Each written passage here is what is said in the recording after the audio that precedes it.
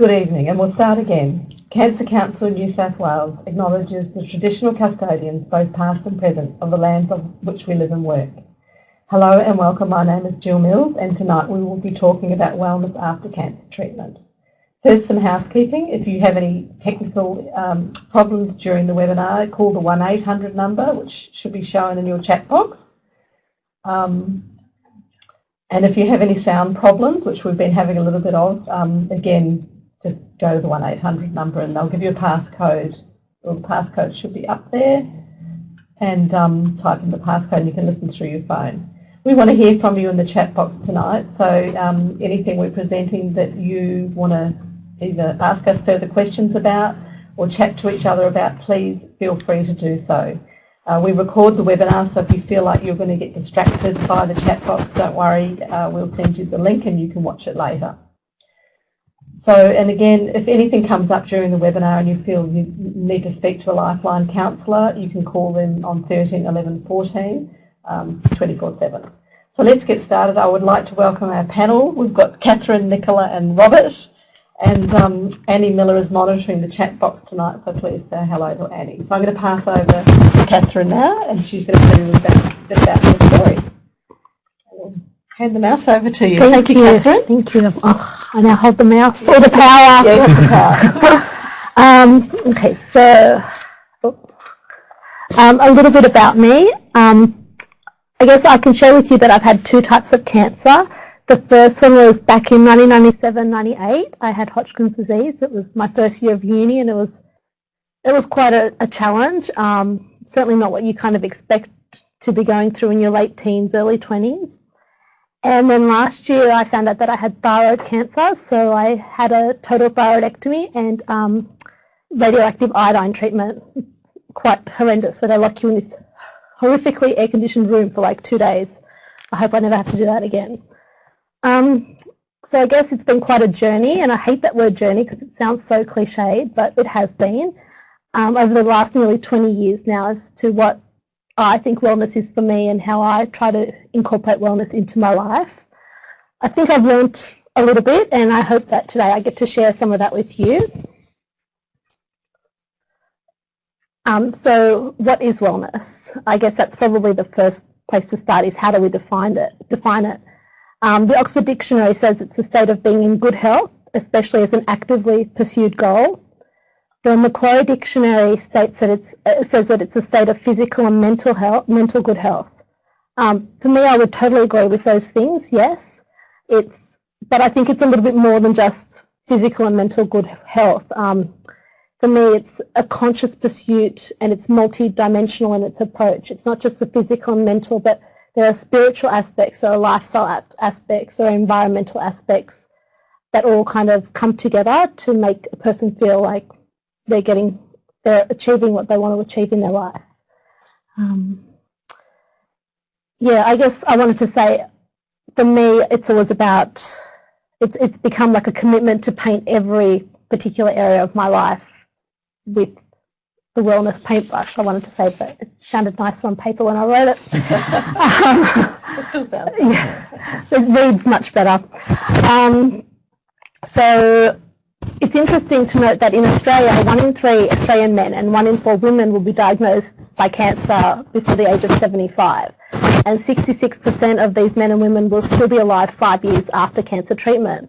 And I think that's pretty much why wellness is so important post-cancer, because there are so many more of us now that are living after cancer treatment, and what that means is that we're wanting to live a life that is productive and where we feel like we're well, and it's obviously different after cancer than what it was before cancer, and oftentimes, you wouldn't even had a conscious idea of what wellness was before cancer. For some people, that pursuit of wellness only really happens once it's kind of taken away from you. So I guess what I wanted to share is what I've noticed is that for a lot of people, and this was certainly the case for me, is that having cancer certainly diluted the fear of death, but it really increased the fear of not living well for me. So as I moved further away from the time of diagnosis and treatment, especially in my late teens, it became more and more important to not just be like a cancer survivor. I really wanted to be a cancer thriver. And I think that's really where the shift in mindset then happens. You know, you can be a victim in some things, and I think language is quite powerful. And then, you know, often then people will put you in the survivor kind of, you know, pigeonhole, and that's, I think, quite comforting for them. But that can also be quite stifling. You know, for me, I wanted to shift out of that and into a place of thriving. And I imagine, you know, for a lot of people that are listening today, that's possibly a very similar kind of desire too.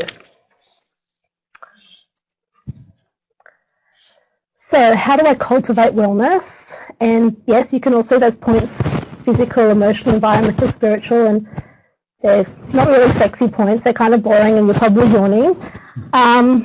But I find that they are relevant. And if I'm not paying attention to one of those areas in my life, then I can't really be thriving. I might just be surviving, but I'm not thriving as much as I would like to be. And I think this is where it's really important to dispel that myth that, you know, you kind of like, you know, you achieve a certain wellness and then everything's all set, because it's not. It constantly changes. Like life, it's not static, and finding the balance that works for you is going to be different every day, and it's going to be different for every person. I know it's certainly changed many, many times over for me over the last nearly 20 years. And I like this quote by Petrea King. She often says, you don't arrive at a place called peace and then unpack. And I think wellness is kind of like that too. You know, you don't just kind of, okay, well, now I do my yoga and I do my meditation and I'm well and everything's great, because it doesn't necessarily happen that way. There are certain things that need to be refined, constantly refined. So back in the late 1990s, that's when I had my first cancer, my idea of wellness and how I achieved wellness was a little bit different to how it is today. Back then, I was really into Tai Chi. I was like the youngest person that used to go to this Tuesday afternoon Tai Chi class. It was like filled with quite elderly retired people in a retirement village, but it was kind of the only exercise that I could really do. There wasn't really yoga back then, and well, at least not where I grew up. So I used to do that because it was the only physical thing I could do most of the time, and it was nice to have that connection with other people. If you're at home a lot, you kind of miss that social aspect, even if they are several generations older than you. It was still nice, you know, have a cup of tea. Diet changes, also slowing down. Like even once I returned to university full time, my full-time uni load was not what everybody else's full-time load was. Like most people were studying 4 subjects, I was still doing 2 or 3 a semester. Exercise, and that we were discussing earlier, myself and Nick, you know, like even between chemotherapy rounds, I'd get back on that treadmill just because you just want to feel like you're moving. Your body is designed to move.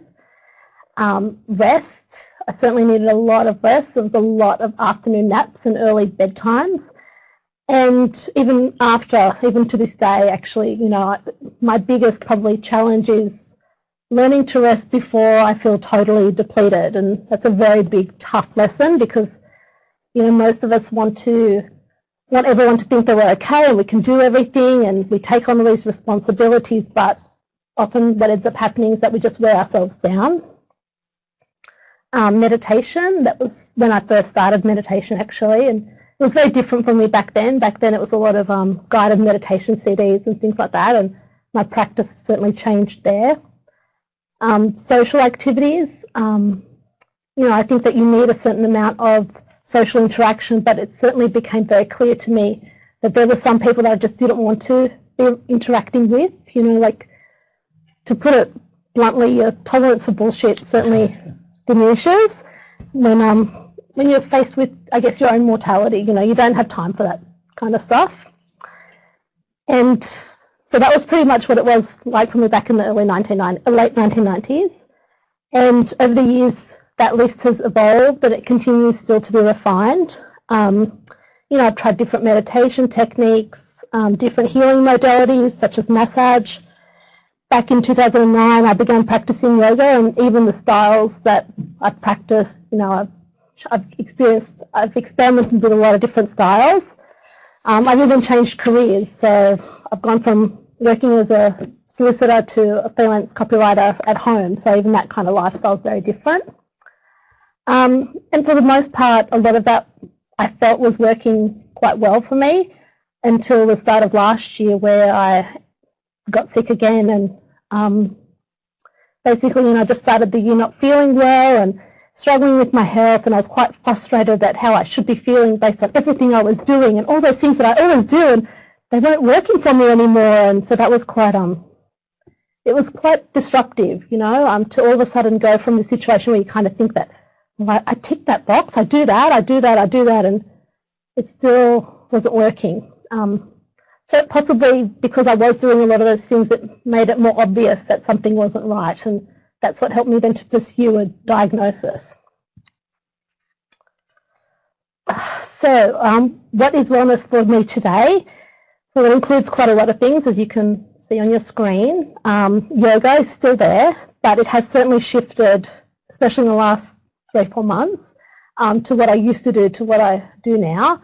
My practice used to be quite a dynamic, sweaty practice where, learn to feel comfortable in the discomfort and breathe through the pain and it'll be all right, to a much more therapeutic style. And I can thank Nick for that, because that's how I found out about yoga therapy.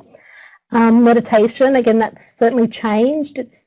I don't tend to do visualization CDs. I tend to do more of a mantra meditation or a silent meditation.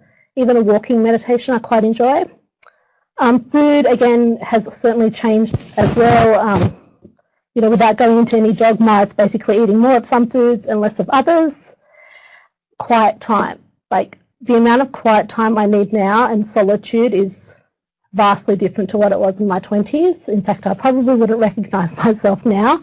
I've gone from moving from the inner city to a very quiet suburb, and yeah, it's certainly different to what my life was like 10 years ago. Nature, I try to spend at least an hour outside every day. It doesn't happen all the time, but that is certainly a daily goal that I have. And I walk every day as well. Work, as mentioned previously, it's certainly different. I work a lot less now than I did in my 20s, and I work from home too. So that kind of, it gives me and I'm very blessed that I get to do that, because not everybody does, but it certainly allows me to better honour my energy levels. It's very hard, I imagine, if you're in an office and you feel like, oh my God, I just really need to lie down, to be able to do that, But I'm lucky that I can take like half an hour out in my day if I need that. Rest, again, the irony is that I almost forgot to actually include that point in these slides, but yeah, that's a big one. People as well, I'm quite introverted in a lot of my activities, but I do find it important to spend quality time with people I find inspiring, or people that I feel are caring, and also that I feel are safe for me to be vulnerable around, because often it's very difficult when you're quite independent and all of a sudden you're not feeling able to ask people for help. But sometimes getting people to would you please just bring me over some dinner tonight, or being able to ask somebody to help you it can make such a big difference to your time and your energy levels. And I also love to be around people who are creative and curious, because I find that very energizing. So I guess it's being around the right people who feed my energy as opposed to draining it. That's really important. And the other point that I didn't give to Jill this morning is the idea of support. I think that in order to cultivate wellness, we often need help from other people. So it can be family and friends, but it can also be things like a counsellor or a massage therapist, acupuncture, whatever works for you. I think that's really important. A lot of people agreeing with you up there. Is that what you're saying? It's good to know I'm not the only one. So those, I can't read all those, but thank you for agreeing. It's always nice to have somebody agree with you. So the thing then that really underpins all those things, because once it just, to reiterate, wellness techniques are different for everyone, and they're going to be different every day for everyone, is that I find myself constantly asking myself, how does this make me feel? So how does this yoga practice make me feel? How does this work environment make me feel? How does this work make me feel? How does this person make me feel? How does this activity make me feel? You know, how does this food make me feel? You know, do I feel better or do I feel worse after I've been around that person? Do I feel energized after working on that project, or do I feel drained? Do I feel centered or do I feel scattered? And I guess asking myself these questions and then obviously being quiet long enough to pay attention to the answer is how I figure out if an activity or person helps me move towards thriving, or if it keeps me in a place where I just feel like I'm just surviving. So I guess then to kind of close off from those points, for me, thriving is a lifelong commitment, and wellness underpins that.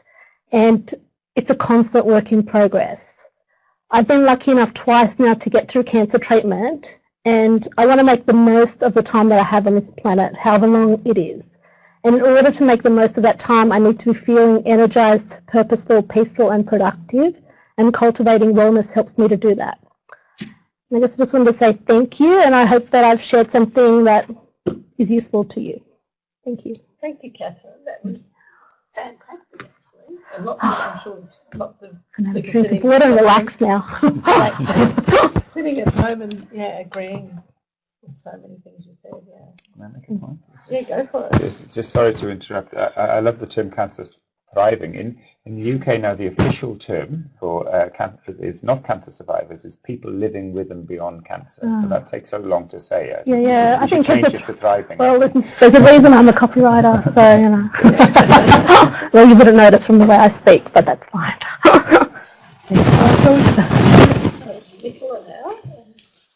Thank you. Thank you, Catherine. I don't think you know how inspiring you are. So thank you for that. Thank you. You've certainly inspired me. Oh, thank you. It's very sweet. So I'll just go on to the next slide. That's me.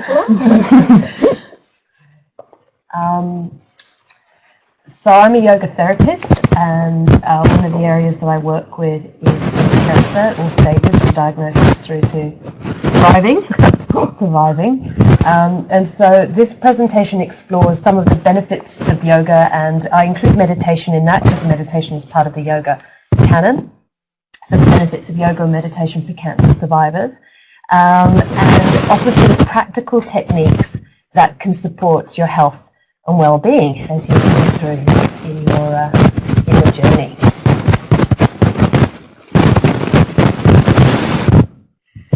So there's been quite a lot of research on the benefits of yoga and meditation for cancer over the last 5 or 6 years, and so most of the information that is in this presentation has been tried and tested in some studies. Some of them I'm going to refer to during the program. So there is a lot of supposition around how yoga and meditation may be good for you, but there is actually quite a lot of hard evidence now that backs this up. So we've seen in the literature that yoga is very helpful in managing post and ongoing treatment symptoms, and I'll come to the individual symptoms. It's very useful for self-care and empowerment. One of the comments that I get from students who come in while they're going through cancer treatment or after cancer treatment is that they have wonderful treatment with their doctors and their oncologists, and then they leave the hospital system when they finish their treatment, and they feel that they want something that they can do for themselves to help themselves feel better, to move forward, to make better decisions. And yoga and meditation are very helpful tools for having something that you can do to look after yourself, and it can feel very empowering. It offers a number of life skills that are useful for anybody and everybody, and that can be simply integrated into your everyday routine. You might just move your mic, apparently there's static noise. Oh, okay. And so put it on your beat like I Put it on my feet? Yeah, that's going to be the solution. Hi everybody. Because we've been... How's that working? Is that better? Does the beads fix it? Just keep talking. So I just keep talking? I'll keep talking into my beads. Let's fix it. Oh my goodness, there we go. The beads are the answer. Everyone's saying that's better. All right, okay, I'll carry on. Keep going. Life skills. One of the things that Catherine mentioned is community support, and yoga can be done and meditation can be done at home on your own. It can be done in a one-on-one environment with a yoga teacher or a yoga therapist. But the small group classes are incredibly beneficial because they provide this sense of community support that is, it makes a huge difference to many students. And spirituality, again, that's something that Catherine touched on, and many of the students that I talk to, that's a missing part of the jigsaw during their treatment process, is that their bodies and often their minds are attended to very well by professionals, but often for people that don't have a religious background or inclination, the spirituality, the non-denominational spirituality that yoga meditation can bring has many, many benefits. So the research. There is a study that shows yoga has many benefits for cancer patients and survivor, including lowering cortisol. Cortisol is the stress hormone, and as well as being an indicator of levels of stress and anxiety, excess cortisol in the body can actually hamper recovery from illness and disease. So lowering the cortisol, it makes you feel better, and it also creates optimum conditions for the body to heal. It's been shown in many studies to improve sleep and reduce fatigue. And many of my students say that is one of the most debilitating aspects post-treatment, is that they're still finding that they're tired all the time and that their sleep is impaired. And there's a lot of evidence to show how yoga can help with that. It reduces stress and anxiety so that day-to-day functioning is easier and smoother. It can enhance coping and well-being, so that's also included in that sense of self-care, empowerment, self-efficacy, just feeling that you're on top of things. And improving memory, again, that can be a real problem. I'm sure some of you have experienced that, and yoga has been shown to improve memory functioning during and after cancer treatment as well. I think I see a question there about are yoga classes everywhere and the best thing to do. Oh, sorry. Annie's replying to it. Sorry. Annie's on to it. We'll come to that. All right, so this is just a snapshot of the research, but after this webinar, you'll receive a little package, a document, a PDF document that has resources, and the links to this research will be on that. But there was some research in 2006 that was done with breast cancer survivors. A lot of this research has been done with breast cancer, but there are others as well. It's been shown to improve emotional function, gastrointestinal symptoms. There's several studies that have shown this. Cognitive disorganization, so that's not remembering where you've left your keys, feeling like you can't think in a straight line. Those symptoms are improved. Mood disturbance, so mood swings, depression, anxiety, depression, and physical fitness has been enhanced. A 2010 study shows significant improvements in fatigue and quality of life, and not just subjectively, people saying, well, yeah, I don't feel so tired. There was a real significant reduction in sleep medication that was used by the group that was doing the yoga program, and that was in survivors in 2010. Another one from 2010 shows significantly lower levels of cortisol, so that's the stress hormone, and improved emotional well-being and fatigue scores in breast cancer survivors. And some research that was carried out just last year in 2015 showed that memory function was significantly improved. So there is a lot of research, and this is just a snapshot. So the yogic view of well-being, there has to be a nice rainbowy kind of yogic thing there. I like it. So in yoga, we often hear about body and mind and body, like there's these two binary opposites, and yoga says there's more to you than just your body and the mind. And we talk about 5 layers. We call them the koshas, or the sheaths, the layers. And so this recognizes that, yeah, you're a body. That's important. That's part of who you are. And then there's the breath, the energy level. And so this is about what animates you, what makes you alive, what makes you a sentient being. Then there's the thinking mind. That's all of the cognitive functions, the remembering, the thinking, the interacting, the mental processing. And then beyond that, there's a layer that is the higher mind, or the intuitive mind. So that's what kicks in when we settle all of the thinky thoughts, and we have those moments, those flashes of insight. And then beneath that again is this bliss layer, or love, or enlightenment, or samadhi, or and yoga says that that's not something that we have to look outside of ourselves to achieve. That's part of us, and it's there all of the time, same as the body and the breath and the mind. But we don't often have access to that because all of the layers of suffering in the body and thinking in the mind and obstructions in the breath prevent us from actually accessing and experiencing that wonderful transcendent joy, which is there all the time.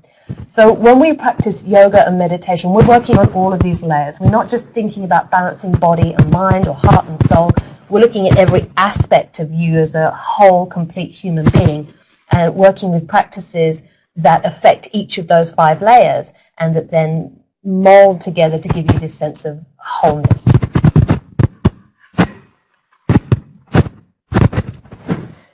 So working on each of these layers, and the body layer, yoga helps with physical rehabilitation. So many of the students that I work with find that their mobility improves, particularly post-surgery. I work with many breast cancer survivors, and after mastectomy treatment, a lot of the poses that we do are very helpful for working with increasing mobility after surgery. And also up there you can see lymphatic flow, which is a real concern post-surgery, and a lot of the movements that we do in yoga can help with that, as well as increasing our physical strength and enhancing digestion. It also reduces muscle tension, particularly when we're in pain or anxious or tense. The muscles tense up. The practices that we do in yoga reduce muscle tension, and that can improve a whole load of other symptoms. I think your mic might be rubbing my on mic rubbing yes. on my... No, the beeping didn't work. How's that? Is that working okay? All right. It can also improve with constipation, swelling, stiffness. So there are a lot of physiological symptoms that happen during and after cancer treatment that can be relieved or reduced using simple yoga practices. And I want to emphasize that it only has to be very simple. You don't have to go to an hour's sweaty class. 5 to 10 minutes of very simple, gentle practice a day can make a huge difference. So some of the useful poses include things like gentle joint circles. So something as simple as moving the wrists around in circles. And with yoga, rather than just performing movements and hoping for the best, what makes the magic happen is when we put all of the mental attention into the physical body as we move, and then synchronize the breath as well.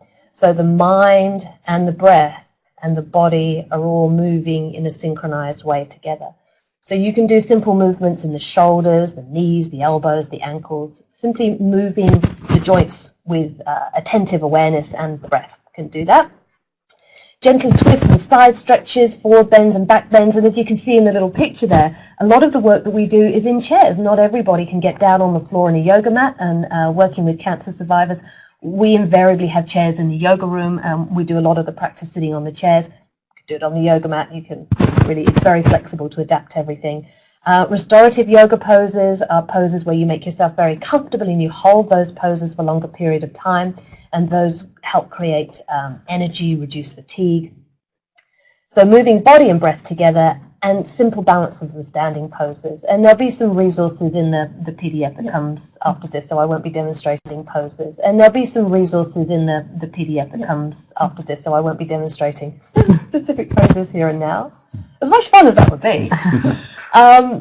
So with the breath layer, the energy layer, there are a number of breathing techniques, and this is often the missing link, because yoga is very popular and people know a lot about yoga poses. It's on the TV, there's a lot of magazines, it's in the Sunday papers, and meditation's become really popular. Mindfulness has taken off. There's been research, a lot of people are practicing mindfulness now.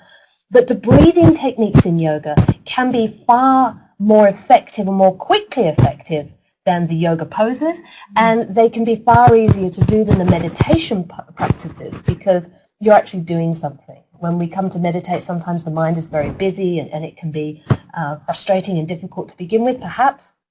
The breathing practices are much more simple. So I'd highly recommend the breathing practices. They have all of these benefits of promoting relaxation, improving mood, settling the mind, and they do this very, very quickly.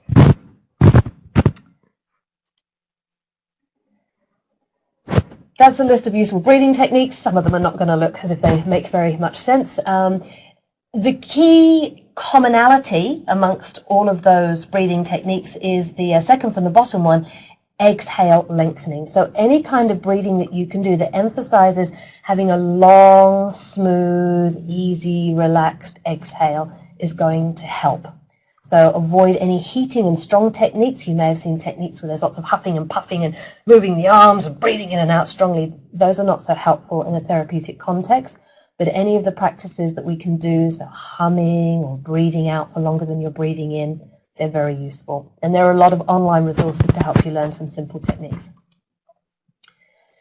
And then with the mind layer, yoga helps with a calm mind. So there are plenty of relaxation and meditation techniques that can reduce pain, anxiety, stress, insomnia, increase energy, improve mood. They're simple, they're effective, and they're completely free. You don't even have to go out and buy a book or a DVD. There is a lot of free information on the internet. So practices for a calm mind include mantra, and that's repeating a phrase or a word over and over out loud or in your head. Deep relaxation, there are plenty of resources online and CDs to help you with that. Yoga Nidra means yoga sleep. The best. And I know that's one that... I love it. 30 minutes is apparently the equivalent of 3 hours worth of sleep. So if you're having sleep problems, I can totally recommend it. Yeah, it's very powerful, and we'll make sure you have some links to some yoga nidras. Meditation, and for some people visualization is extremely helpful, and again there's quite a lot of evidence for visualization being very helpful. So give it a try. That's my recommendation if you haven't. Not all yoga is the same. Yoga is great. There's no one style of yoga that I would recommend or warn against. But research your local teacher. Make sure you have a teacher who has a bit of experience and a bit of training, because there's a great variability in teachers. And choose adaptable styles. So yoga classes that are labeled hatha, restorative, meditative, iyengar, yoga therapy, those are all styles that can be easily adapted. So if you find that you need to work in a chair, or you can't go on your hands and knees, or different mobility issues, then all of those styles can be adapted. Things that are called hot yoga, Bikram, power, vinyasa, ashtanga, not for a beginner, not when you're post-operative, not when you're in recovery. Those are going to be too strong practices. So there are plenty of online resources that you can use at home if you don't have a teacher in your area. So yoga and meditation, in short, it can make a difference. I think Catherine's a great inspiration when it comes to that. And I would really encourage you to start doing some research and find some simple practices that you can do. Thank you. Thank you, Nicola. That was fantastic. Very informative. I'll learn a few things too. So, good. Good. And hand over to Rob now. Thank you. I've got the you've got the control. the holy mouse. So if you just click on the slide and you'll work your way. Here you are, Okay, Professor Robert Thomas. You can just click on the slide to go forward. Yeah. Okay. Well, Jill, thank you for inviting me. Thank you. 2 inspirational talks to follow. So I'm a lot to beat on that, but I'll do my best. So yeah, I'm a consultant oncologist. I specialise in breast cancer, prostate, skin, and bowel. But we run a small research unit in the UK looking to design studies to find out if certain lifestyle manoeuvres and self-help strategies actually do help, and if there's any proof behind them. We've heard there's lots of evidence for yoga, so I'm going to avoid that subject. But mainly not only to persuade ourselves, we're already converted to the cause, but to persuade other doctors and sort of funding bodies that it's worth investing a significant amount of money for people living with and beyond cancer, because there's enormous benefits, as we all know, which will help reduce relapse rates and improve well-being. So I'm just going to go through some of the data we produced and some of the data from around the world, and I'll be happy to take some questions afterwards. So you click on, so I've just introduced myself. We're at Cambridge and Bedford, and I'm a professor of exercise science at Coventry University. We know this slide is from the CRUK website, which shows that the chance of surviving cancer is improving all the time. When I first became a consultant 20 years ago, the average chance of surviving breast cancer was 54%. Now it goes up to 84%. So there's a lot of mainstream medical treatments which are significantly helping patients. And it's not just about putting someone into a complete remission. Many people are living with metastatic disease for significantly longer, almost double the time it used to be before. And this has all been a PDF, so I won't go through each thing. But what it means, though, there's more people around, like Catherine, who've lived through cancer, who are living through the consequences of cancer treatments or cancer itself. So the disease hasn't actually stopped just because you've got rid of the cancer cell. The disease is ongoing. The effect on that person is ongoing, and there's terrible problems with fatigue, nausea, joint pains, nail changes, osteoporosis, weight gain, not sleeping, etc. So we've already heard about some of the benefits of yoga, etc., helping some of these. But in the UK, we are told as oncologists we don't have the money to follow up patients after they've had their main treatments. And we have to discharge to the primary care physician or the GP, and the GPs haven't been trained specifically in survivorship issues, so there's an unmet need. And one of the things the government, in association with a charity called Macmillan, are doing, they've set up this National Cancer Survivorship Initiative, is, amongst other things, to look at self-help strategies which patients can do themselves to improve reduce their symptoms and improve the chance of their cancer coming back. And I was lucky enough to be on the editorial committee for that document, looked at some of the evidence base for that, and that document can be downloaded from the Macmillan website, and we'll provide the link later after the talk. So what are the sort of main things? Well, obviously exercise is one of the best things you can persuade patients to do after cancer. We know that it reduces the risk of osteoporosis. Paradoxically, it reduces the risk of arthritis, hot flushes. We've managed to get, if men with prostate cancer are given anti-androgen therapies, there's many randomized trials to show that it reduces the risk of weight gain, depression, hot flushes. We've now managed to get a 12-week exercise program built into the legal framework, the NICE framework in the UK. So hospitals are now fined if they don't refer people on a 12-week exercise program, which is a bit sort of carrot and stick. There's too much of the stick, but if that's going to initiate change, it's even better.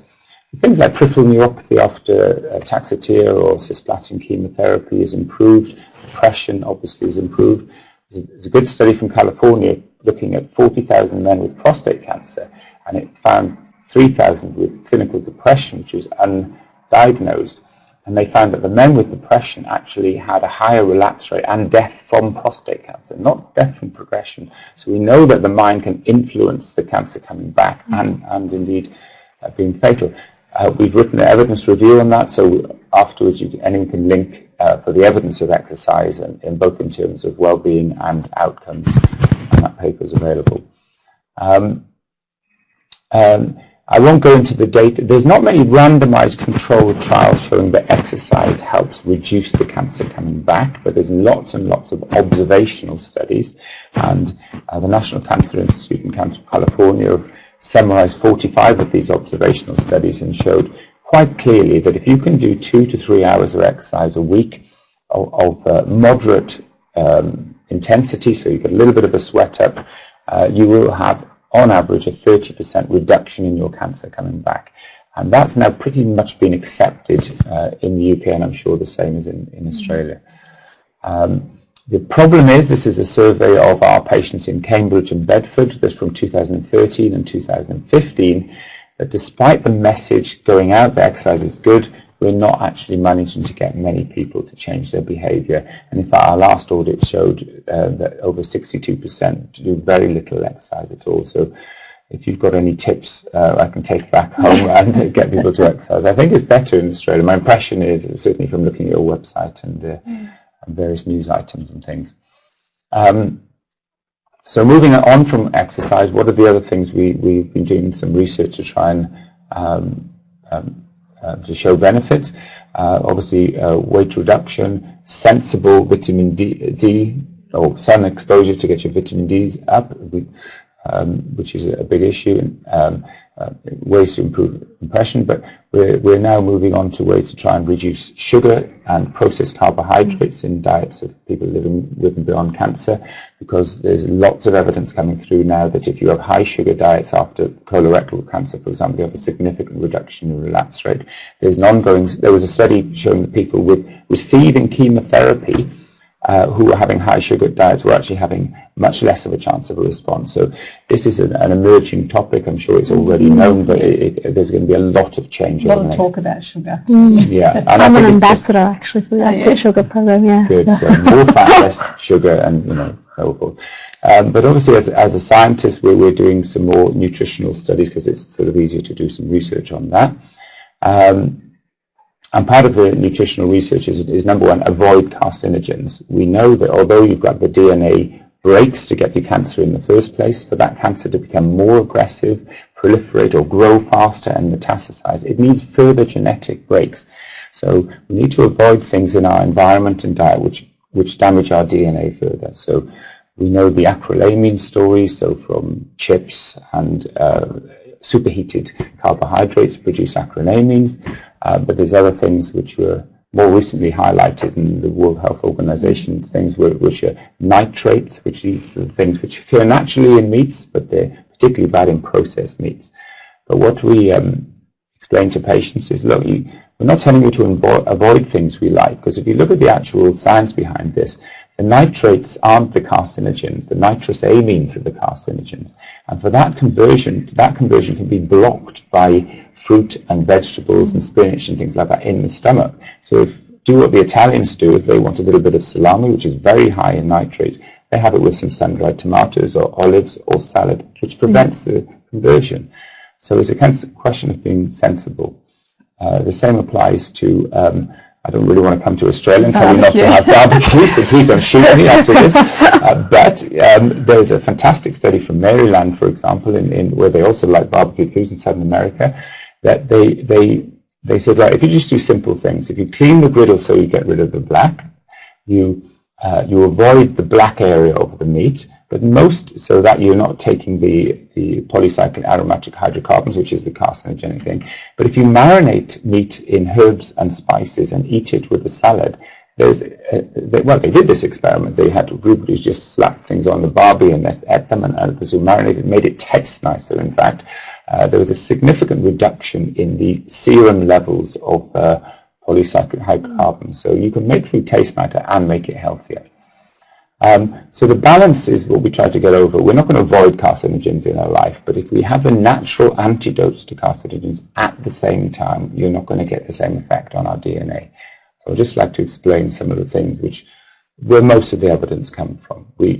Polyphenols are part of the phytochemical family, so these are natural chemicals which, if you're religious, you say they're a gift from gods or gift from nature, which make food taste nice, look nice, and smell nice, and they have significant health benefits as well. And we want to design studies to try and harness these natural gifts which are all around us. Is there any evidence that eating lots of these things works? There's thousands of trials showing that populations who eat, for example, lots of tomatoes, herbs, and spices have a lower risk of prostate cancer. This is from the Health Professionals follow-up study, which followed up over 45,000 professionals for 20 years. We have evidence from China and America showing that soya products reduce the risk of breast cancer. Carotenoid-rich foods such as carrots and things, numerous studies showing there's people who have lower risks of cancer. So I could go on and on and on. We've written an evidence review of how polyphenols reduce cancer, and again, that can be linked in after this webinar. How do they have anti-cancer properties? Well, we know about the antioxidant element, whereas if you go and eat if you go to a barbecue and have a crisp and some burnt cheap sausage, you're going to have these free radicals floating around your bloodstream. If you have polyphenol-rich food, they mop up the free radicals before they damage the DNA.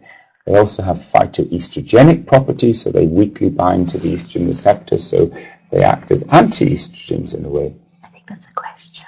Oh, right. Should we take questions now, Jill, or should we? No, just keep going. Okay. I've made a note. So they reduce chronic inflammation. Yoga, as you know, reduces chronic inflammation as well. And having your chemicals which are fired up against inflammation over and above what is required to get rid of infection around us is a very strong driver for cancer. So things like yoga and polyphenol-rich foods reduce that chronic inflammation back to normal. And they actually there's lots and lots of laboratory and animal data to show that if you add these chemicals to cancer cells in petri dishes or animals with implanted tumours, the tumours grow slower and they don't metastasize. So how can we boost up our polyphenols in our diet? Well, you can sit there and have a ton of broccoli if you want, which some people do. You can put it into a soup, which you still get most of the polyphenols not being degraded. You can put it into like a mixer, particularly as long as you don't have too much fruit in it. Or for what we do, you could try to concentrate the foods into a pill. Now, obviously, we're not advocating a pill would be better than food, but to design studies, it's sometimes easier to do that, which I'll move on to. I'm not talking about pills which have taken chemicals out of foods like vitamin A or vitamin E or selenium and zinc or lycopene for that matter. I'm talking about foods which have just literally got the whole vegetable, dried it, purified it, got rid of the pesticides and herbicides, got rid of the sugar, and literally you are taking a food effectively. So we know that about 60-70% of patients with cancer turn to supplements, and they usually through an unmet need, but turn to supplements. And we know that most of them don't really have any evidence to support them. So one of the committees I was privileged to be asked to go on to was this committee called the Complementary Therapy Committee in the UK. We decided to get together and say, well, let's try and design a whole food and do a randomized controlled trial on it and see if there is any anti-cancer benefits in an RCT, which has not previously been done before, to be honest. So we looked at a league table of about 50 different foods, and we came down to these which seemed to have the best effects. So it was green tea, curcumin, pomegranate, broccoli. I'm sure there's many others would have got in there as well, but we had to sort of narrow it down to 2. And each of those had some phase 2 data and some animal data, all showing that they help they call the genes which promote cancer. It causes them to sort of be dampened down. They have antioxidant properties, and they have direct anti-cancer properties as well. So we thought we'll put those into a pill, and we'll get it made. But because it's now a medical trial, even though it's a food, we had to have it made through almost like pharmaceutical standards. So it was a very high grade properties, and we had to do mass spectrometry to check that the candidate polyphenols were all very high. But fortunately, we managed to find someone who could do that. And we tested it first in men with prostate cancer who were treated with active surveillance, or people who'd had radiotherapy in the PSA were relapsing. We were very pleased to show that even after 6 months, there was a significant difference in PSA between the two groups. So the proof of principle was correct, that it does prevent or slow cancer progression. We were very lucky to present this in the world's biggest cancer conference in Chicago a couple of years ago. And the reason why I'm showing this is because there's many people who look at yoga and diet and complementary therapies, and they say, well, the medical profession are against them, they won't put them on the stage, but they will put them on the stage. And this was one of 10 papers presented for that year in prostate cancer, alongside all the big pharmaceutical companies. So as long as the trial's been done properly and or independently audited, etc., you will get the venue. They are more geared, however, to sort of things like pills. I have to accept that because it's an easier endpoint. One of the questions they said was, could it only be affecting the PSA? So we went on to do another trial looking at MRI changes, and there was 100% correlation between PSA and underlying tumor size on the MRI. This pill now has been commercialized, and it's now going to be used in other studies across the UK, including one in combination with vitamin D and aspirin against placebo, and that will be a government-run study in the UK. So we're very pleased it's got legs and it's moving forward, and we'll get more evidence for that. Just moving on quickly now to one of the other side effects, which is the reason why I'm here in Musk in Adelaide actually, is arthritis.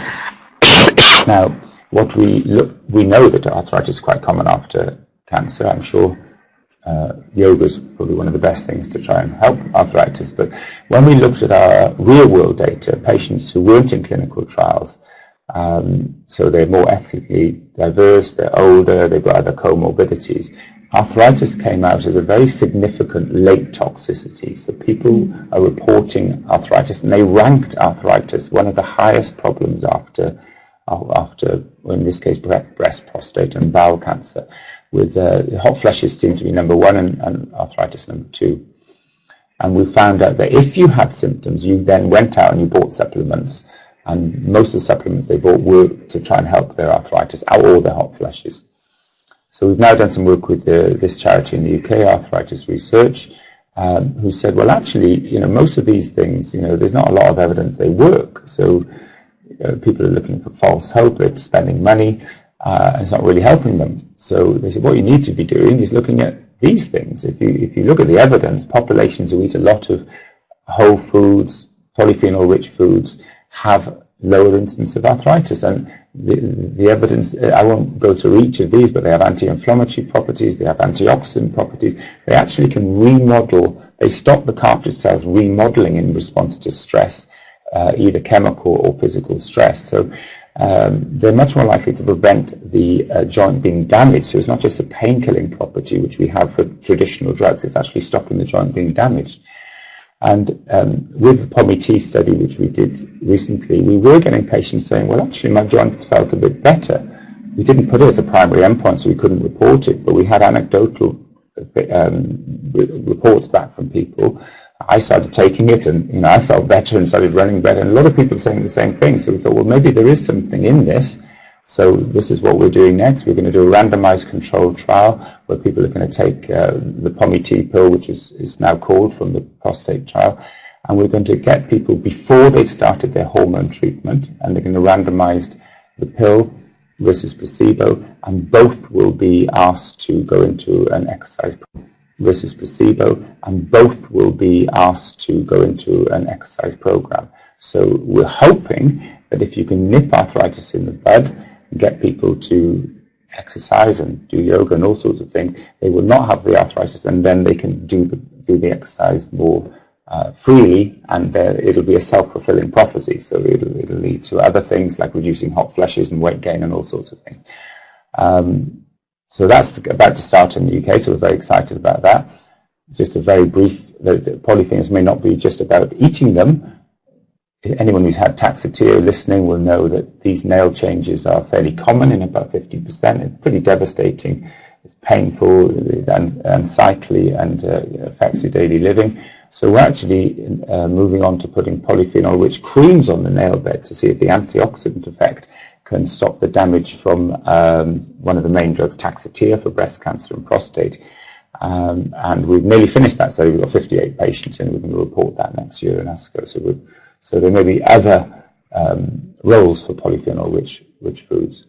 I don't know if should I finish there, or should I just... No, keep going, it's fine. Okay. Obviously most of the data we need, if we're going to persuade our colleagues, it has to be randomized controlled trial. But at the end of the day, as an oncologist, what excites me more than anything is not to poison people or irradiate them and make them feel ill, because that's, anyone can do that. But what I like the most is when you get someone coming to us, changing their lifestyle and having tangible outcomes is extremely rewarding. So I spend my life persuading people not to have cancer therapy. So I'm sort of doing myself out of a job, really, let's face it. This was a fantastic case of a man who'd had radiotherapy, he'd had chemotherapy, he'd had hormone therapies for his metastatic prostate cancer for 2 years. And this was in 2008. He had lymph nodes in his abdomen. He felt well, he was still working, but his wife started making broccoli soup every morning. And that was 2008. Median survival in that situation is usually less than a year. His lymph nodes shrunk, his PSA came down, and that is, his PSA is now just started going up. So he's had 7-8 years of completely good quality of life, just having broccoli soup every day. He did take POMI-T and he did some other things, but not much. It was broccoli soup which started it all off. This was a lady who had relapsed from a bowel cancer in the liver and the lung, and was sent to me for chemotherapy.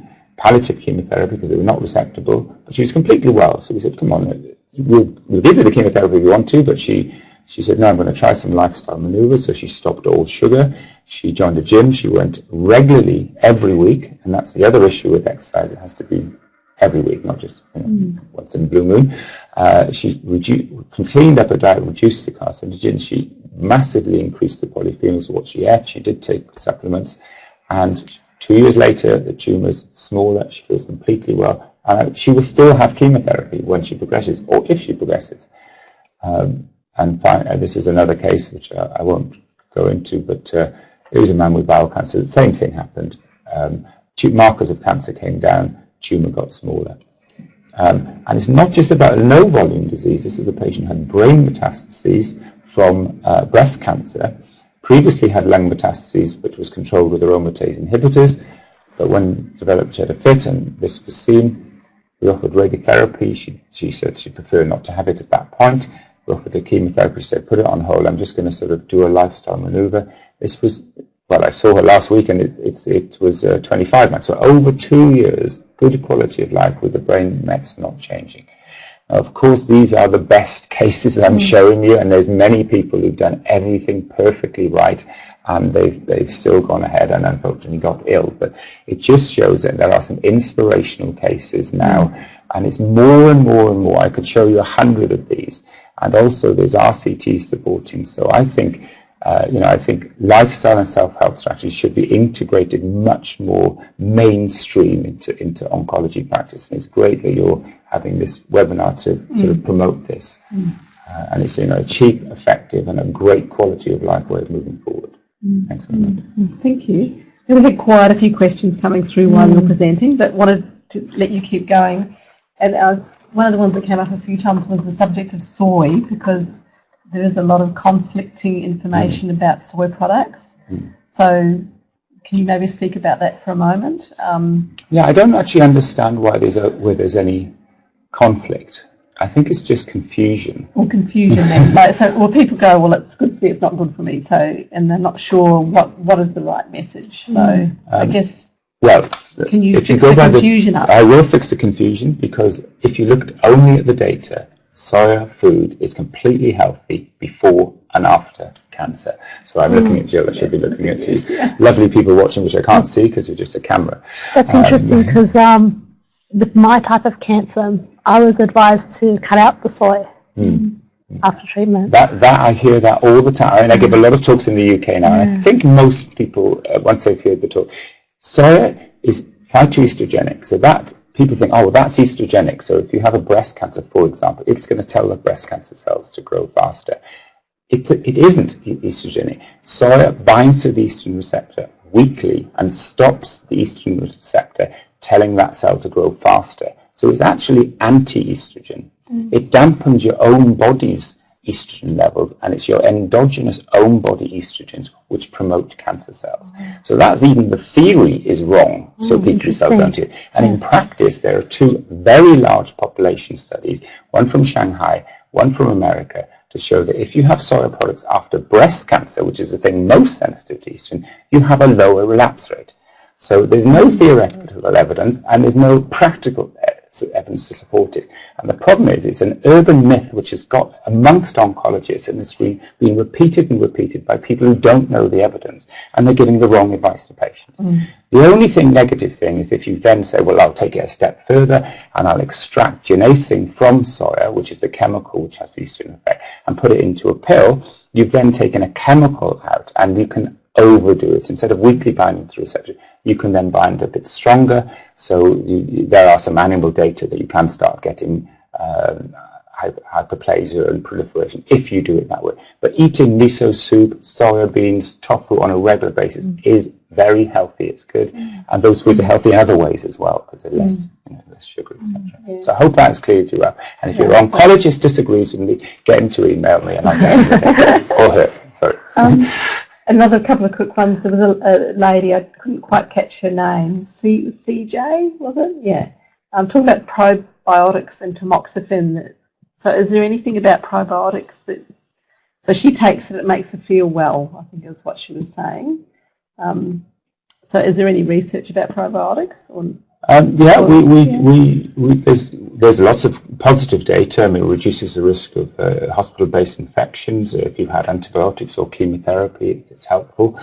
There's 2 good studies looking at capecitabine and irinotecan chemotherapies. If you give probiotics with it, you have less diarrhea, which then helps you get less diarrhea, less dehydration. And we know that the gut, the health of the gut is very important, not only for the gut, but also it affects your immunity and other things like you can get joint pains when you have celiac disease or gluten intolerance. A lot of the problems are not just a gut issue, and there is quite a lot of data that a good probiotic, one which has lots and lots of things, or foods like miso soup is full of probiotic bacteria. There's not much randomized data, but I've certainly not seen anything to say it does any harm, and there's lots of data saying it does good. Definitely doesn't hurt. And a lot of people, of course, are asking, well, a few people are saying, I'd rather eat the food than take the pill, but as you said, the pill was developed for research. Yeah. And then people are saying, can I buy this pill in Australia? So that's another thing, I guess, It is true. You need to, it's harder, it's harder to do a research study, just say go out and eat those foods. You can't quantify it a bit. And unfortunately, the trial I showed you looking at exercise levels, we also looked at dietary levels. And in the UK, although there might be a lot of good intent, the diet in many cancer survivors, it does remain quite poor. There's too much sugar being taken. There's too many carcinogenic foods. And a lot of people turn to supplements thinking it's a quick fix, which shouldn't be. But what the pill does offer is if you take it with your breakfast, for example, you've given your body a polyphenol hit right from the start of the day. So if you go out and breathe some car fumes, or you go and have something with carcinogens, and you've already got that protection. So I think that's the way it works. I think there is a role. You can give people who have good diets, and that's what the study showed. That some of the people had good diets and some of the people had bad diets. Both seem to have a benefit. So in certain situations, but if you've got, if you're someone who gets up in the morning and has a NutriBullet, I don't know what the proper name for that is. We call them. And you've already loaded yourself up, and they, obviously you're not going to get much extra benefit. But I'm afraid the majority of people living beyond cancer probably do need a little bit of help or a little bit of a boost. Yeah. So Jim will give you the mouse, and we'll move on to the questions slide. Thank you everyone for your questions. I'm not sure if I've captured them all, but still asking if the capsules available in Australia. Well, let's just now sort of gone into the big wide world. I know the company who made it in the UK have done a deal with a Swiss company called Helsinn, which are very strict about quality assurance and things. So it's made to the same standard as the original trial. So I know it's available across the world. And we can investigate it and put it in the resource sheet. Well, the UK, the website in America and UK is pommet.com, and from that I'm sure it links to... Yeah, you can buy anything on the internet. Yes. Right. Well, within reason, I hope. So here are the questions real quickly, because we have gone over time, but we thought we might tonight anyway. So everyone that's still on, please hang in there. I think we've got about 82 people or odd logged on tonight, which is great. Thank you all. And we had over 400 registrations tonight, so I think a lot of people will be watching later. So the first question we've got there is about the language, which we touched on earlier, and the effect that it can have on you from a wellness perspective. So I'll read the question out. What do you think about the language around cancer, such as beating or fighting cancer, and how do you see this impacting on survivors' attitudes to wellness? Because if they're not fighting the battle.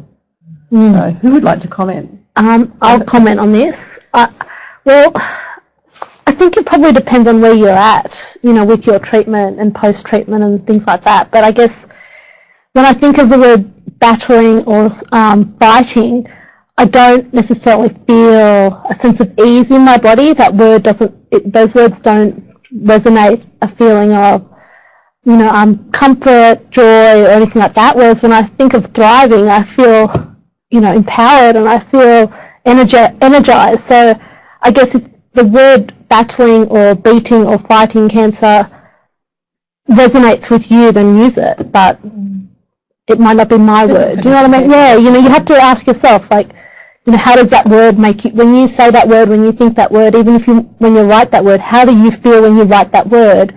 And then try a different word and see if that word results in a different feeling.